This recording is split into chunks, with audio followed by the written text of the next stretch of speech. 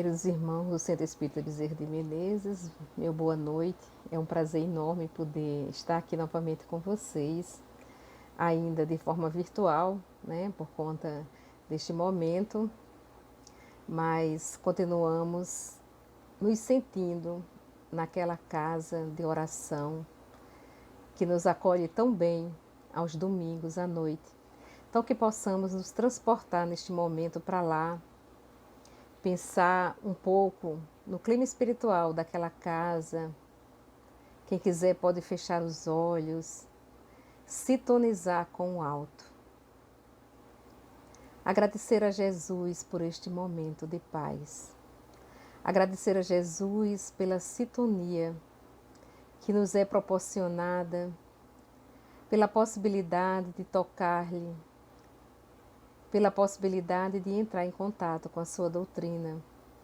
E te agradecer, Jesus, imensamente pela nossa doutrina espírita, pelos ensinamentos por ela recebido. Que possamos, Senhor, transformar esses ensinamentos em nossas vidas, no nosso dia a dia. Que a paz do Mestre Jesus permaneça conosco, hoje, agora e por todo sempre. Queridos irmãos que me escutam neste momento, a nossa codificação é, na verdade, o maior instrumento que nós temos nos dias de hoje para a recuperação de espíritos que somos falíveis, adoecidos, ainda tão poucos preparados para viver a doutrina do Cristo. Sempre nos perguntamos: o que irá acontecer conosco após o nosso desencarne? Não é de hoje que a humanidade pergunta o que irá acontecer após a morte. A doutrina espírita deixa claro que a morte não existe. Deixa claro os procedimentos necessários para que possamos, nessa existência, aproveitá-la da melhor forma possível, para que ao daqui sair, possamos estar melhores do que quando aqui chegamos. Nos livros que compõem a codificação da doutrina espírita, vamos encontrar um livro muito especial chamado Céu e Inferno. Este livro nos traz uma descrição sobre a passagem da vida corporal para a vida espiritual, nos falando das penalidades e das recompensas futuras. Nos fala também sobre anjos e demônio, a visão que as religiões têm acerca desse conteúdo, a visão que a doutrina espírita tem acerca também de tudo isso, desmistificando assim conceitos antigos, religiosos, de penas eternas, e nos lembrando, como nos ensinou Jesus, que todos os homens, todos os espíritos, um dia serão anjos, um dia poderão evoluir. Nos diz a introdução desse livro: nós vivemos, pensamos, agimos. Eis o que é positivo. Nós morremos, e isso não é menos certo. Deixando a terra, para onde vamos? Em que nos tornaremos? Seremos melhores ou seremos piores? Seremos ou não seremos? Ser ou não ser? Tal é a alternativa. É para sempre ou é para nunca? É tudo ou é o nada? Ou viveremos eternamente, ou tudo se acabará sem retorno. Vale bem a pena pensar nisto, porque este pensamento guia as nossas vidas. nós vivemos para morrer, porque morreremos, é certo, como nos diz a introdução do céu e o inferno. Mas o que acontecerá após a nossa morte? Vamos falar um pouco de como é organizado este livro. O céu e o inferno, ele tem duas partes. A primeira parte, o seu conteúdo, ele trata do porvir e o nada. E é onde ele fala exatamente se existe ou não existe algo após a morte. Depois, ele nos fala do antigo temor da morte. E nos diz também por que o espírita não teme a morte. O terceiro capítulo é o céu. O céu que foi traçado por nós. Quem não quer ir para o céu? Todos nós queremos ir para o céu, né? Construímos céus imaginários, né? Aonde iríamos ficar na ociosidade, sem fazer nada, aonde estaríamos entre um Deus que estaria lá sentado no trono, os anjinhos tocando harpa, e nós iríamos, se fôssemos bons, para o céu. Essa doutrina, nós sabemos, já está ultrapassada. E a doutrina espírita nos mostra neste capítulo como seria o céu verdadeiramente. E o contrário do céu, assim como o contrário do claro é o escuro, o contrário do céu é o inferno. Nós temos a cultura de tratar tudo ao extremo. Ou é claro, ou é escuro, ou é ruim, ou é bom, ou é o céu, ou é o inferno. E também, neste capítulo, Kardec nos mostra os diferentes infernos que foram construídos através de utopias das religiões, aonde o homem procurou, para o seu bem-estar, estabelecer extremos de inferno e de céu, que pudessem assim resolver, de acordo com as épocas da humanidade, todos os seus problemas. Neste capítulo também Kardec trata do inferno como a doutrina espírita o define.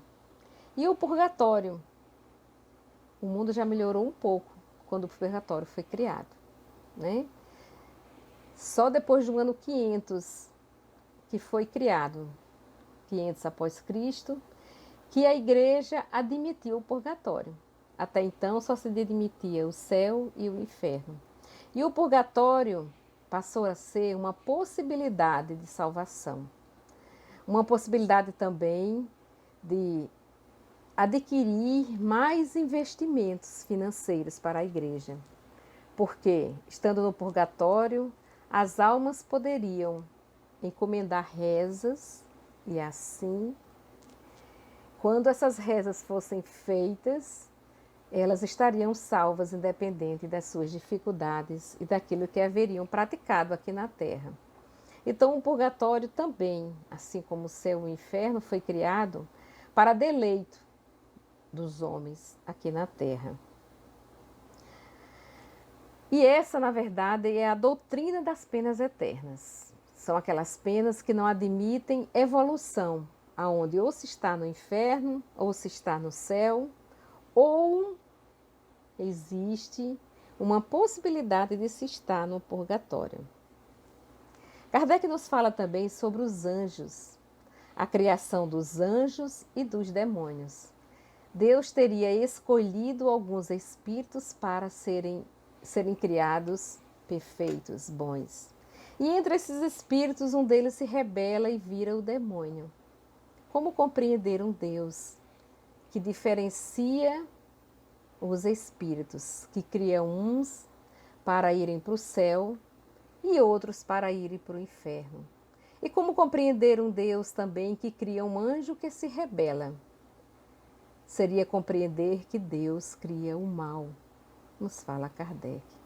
E essa ideia é inconcebível para os valores e para aquilo que acreditamos que Deus é. Deus é eternamente bom e justo e não criaria um anjo com capacidade de se rebelar e virar um demônio e influenciar muitos espíritos para o mal, para os arrebatarem para o mal eternamente.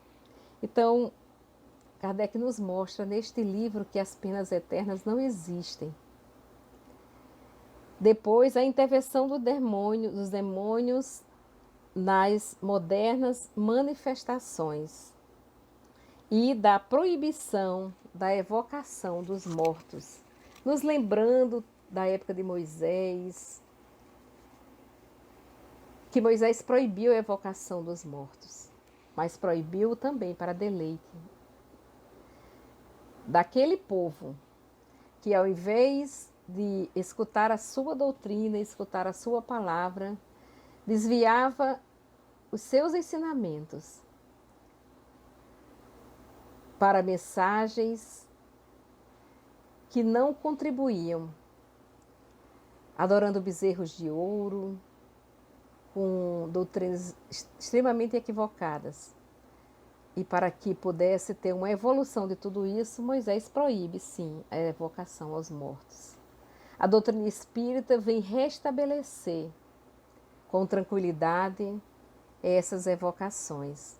Vem nos mostrar que existe um fim útil, e este fim primeiro é para que possamos compreender a vida após a morte. Quando nos fala do porvir e do nada, Kardec nos lembra que somos senhores de nossa razão, que pensamos e que isto é extremamente positivo. E como já lemos no início, que é certo que morreremos e que precisamos exatamente descobrir e pensar para onde vamos após a nossa morte. Nos lembrando também que o sofrimento é inerente aos homens da terra, porque nós somos imperfeitos. O sofrimento é inerente à imperfeição.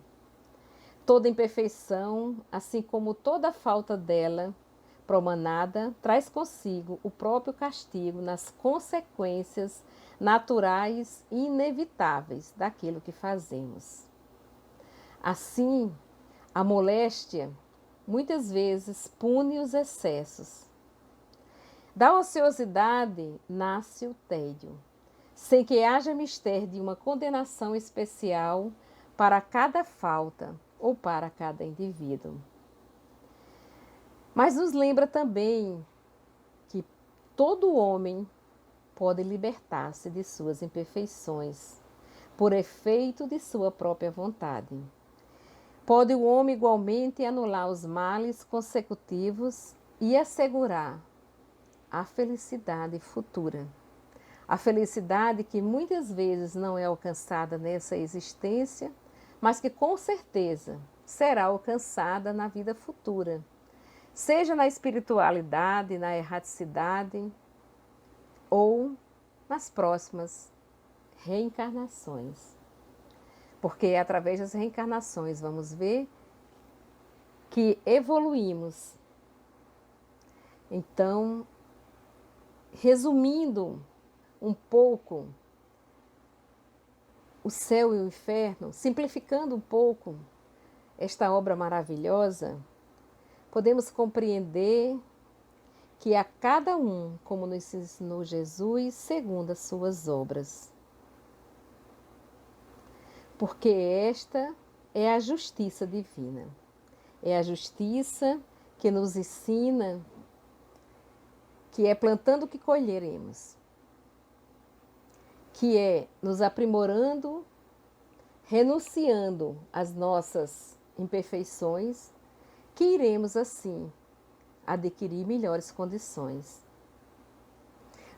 Na segunda parte deste livro, nós vamos encontrar mensagens enviadas por espíritos desencarnados, diferentes espíritos.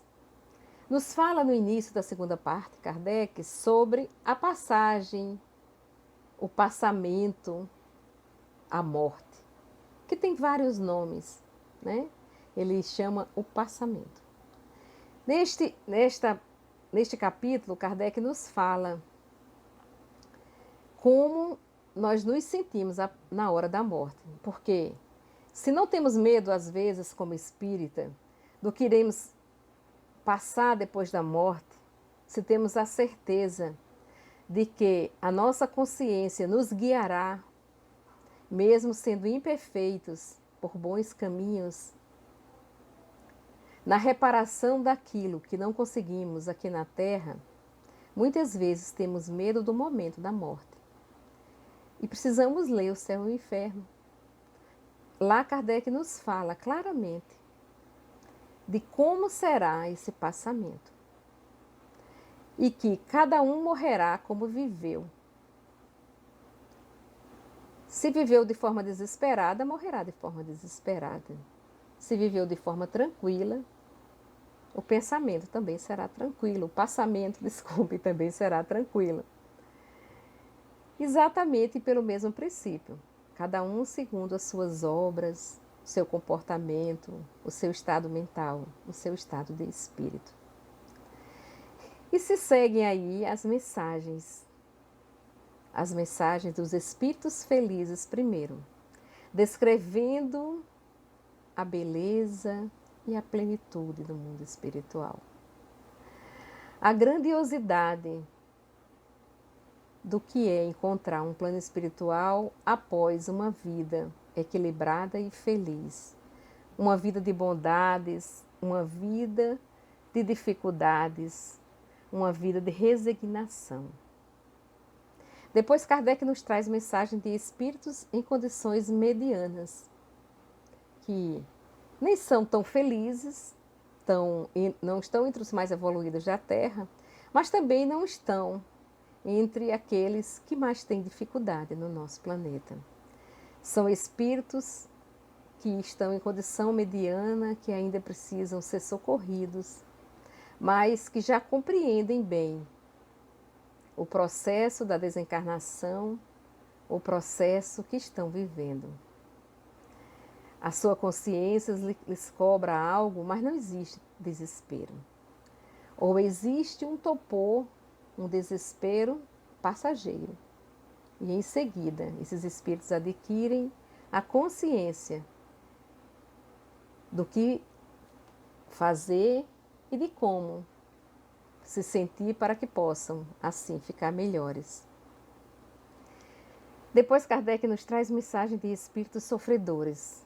Vejam bem, aqui não existe mensagem de espíritos bons e espíritos ruins, e sim mensagem de espíritos felizes e de espíritos sofredores, aqueles que têm ou que tiveram mais dificuldades na Terra. Nos traz um capítulo sobre o suicídio, tema tão atual e que precisa ser lido. Para que possamos tratar desse assunto nos dias atuais, precisamos compreender a condição que se encontram esses espíritos após o ato suicida. Também nos traz mensagens sobre criminosos arrependidos, pessoas que equivocadamente cometeram crimes e se arrependeram. Depois, espíritos endurecidos, e nos fala, por final, das expiações terrestres. Este livro é extremamente importante. Esses exemplos trazidos têm uma importância enorme para que possamos meditar com atenção, pois cada ensinamento trazido nesta obra é, na verdade, um ponto de luz que antes era obscura da passagem entre a vida corpórea e a vida espiritual. Nesta obra, a vida de além-túmulo se desenrola de uma forma maravilhosa, nos lembrando que Deus é bom e justo, mas nos lembrando também da grandiosidade da justiça divina.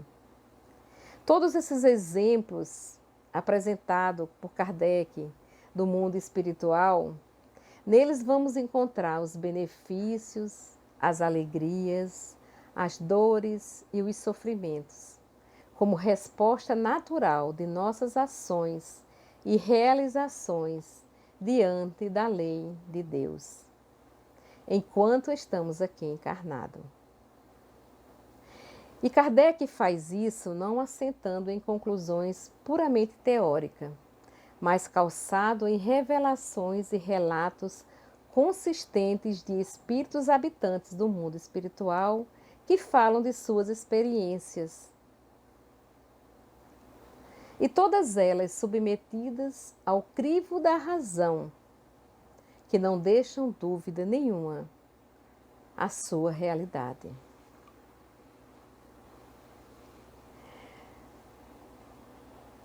Há muito tempo nós temos uma visão das religiões tradicionais. Aquela visão de que Deus cria o espírito, esse espírito nasce e vive uma vida na Terra. E depois desta vida na Terra, o corpo físico morre. Depois da morte, o espírito passa por um julgamento. E nesse julgamento se responde uma única pergunta: essa pessoa foi boa? Se sim, ela vai para o céu. Se não, ela foi muito ruim ou ela foi pouco ruim. Se ela foi pouco ruim, ela vai para o purgatório. Mas se ela foi muito ruim, ela vai para o inferno. Este é o resumo das penas eternas, das religiões que acreditam nas penas eternas, que ensinam e que os seus seguidores pautam uma vida nesses conhecimentos. André Luiz, no livro Libertação, nos fala o seguinte: a rigor não temos círculos infernais de acordo com os figurinos da antiga teologia, onde se mostram definitivamente gênios satânicos de todas as épocas, e sim, esferas obscuras em que se agregam consciências embotadas na ignorância, cristalizados no ócio, reprovável ou confundido no eclipse temporário da razão. Desesperadas e insubmissas, essas consciências criam zonas de tormentos reparadores. Semelhantes criaturas, no entanto, não se regeneram à força de palavra. Necessitam de amparo eficiente que lhes modifique o tom vibratório, elevando-lhe o modo de sentir, agir e pensar. Esta obra, Libertação, nos mostra o estado da alma, que se encontram esses espíritos, que plasmam infernos mentais e que precisam de muita compreensão para que possam modificar o seu campo vibratório. Emmanuel também, no livro Renúncia, nos fala um pouco das regiões de sofrimento no mundo espiritual. Nos diz o seguinte: inferno ou purgatório são estados de espíritos em tribulação, por faltas graves ou em vias de penitência regeneradora. É muito próximo à definição de André Luiz e de Emmanuel. Mais uma vez demonstrando que a nossa doutrina espírita comprova os fatos e aquilo que prega, nos ensinando que a libertação é possível, nos ensinando que todos um dia estaremos evoluindo e nos aprimorando. E como que é o resumo desta doutrina libertadora, que é trazida no livro Céu e Inferno? Nos lembra a doutrina que Deus cria um princípio inteligente. Esse princípio estageia em diferentes estados da natureza, no reino mineral, animal e vegetal. E quando já está pronto para maiores conhecimentos, ocorre a criação do espírito por Deus. Este espírito tem a possibilidade de, através da encarnação, poder evoluir em diferentes reencarnações. Então, ele vem à Terra numa vida de relação com os outros espíritos, para se aprimorar e evoluir. Também, esse espírito morre, vem a morte do corpo físico, mas ele volta para a pátria espiritual, ele volta para a vida verdadeira, a vida espiritual. E neste momento, o julgamento não é se ele era bom ou se era mau, mas o julgamento é se ele necessita de um novo ciclo de aprendizagem na matéria. Se ele necessitar voltar à Terra, reviver este ciclo, se sim, ele reencarna e recomeça o seu caminho de aprimoramento. E se não, se ele já é um espírito evoluído, ele vai continuar em evolução no plano espiritual, na construção eterna do conhecimento e da felicidade, auxiliando a Deus nas obras do bem. Então, não existe o céu e o inferno. O que existe são diferentes estados de alma. O que existe são criações de nossa consciência. E por processo de afinidade, nós vamos estar em locais na espiritualidade, com pessoas afins, de acordo com aquilo que vivemos aqui na Terra. Se tivermos dificuldades e não conseguimos superá-las, iremos ter experiências difíceis até tomarmos consciência de que precisamos aqui retornar para nos aprimorar e continuar a nossa evolução. Se, como espírito, já adquirimos conhecimento suficiente para viver o Evangelho do Cristo, nós iremos permanecer na espiritualidade como obreiros do Senhor. Espíritos que irão aprender com os mais evoluídos, através do auxílio, exatamente àqueles que necessitam, tanto encarnados como os desencarnados. É um presente a nossa doutrina espírita, um presente de consolação, um presente de amor, um presente para nos dizer que a vida, embora muitas vezes nos pareça difícil, se aprendermos a amar a Deus acima de todas as coisas e ao próximo como a nós mesmos, como nos ensinou Jesus, iremos, ao adquirir esta capacidade, todos nós um dia seremos anjos. Todos nós um dia poderemos desfrutar da possibilidade do trabalho edificante no bem. Porque, como nos lembra Jesus no Evangelho de João, nenhuma ovelha do meu Pai se perderá. Todos nós um dia seremos bons. Fiquemos com a paz de Jesus, que a nossa semana possa ser abençoada e que nos lembremos que somos protagonistas do céu e do inferno em nossas consciências.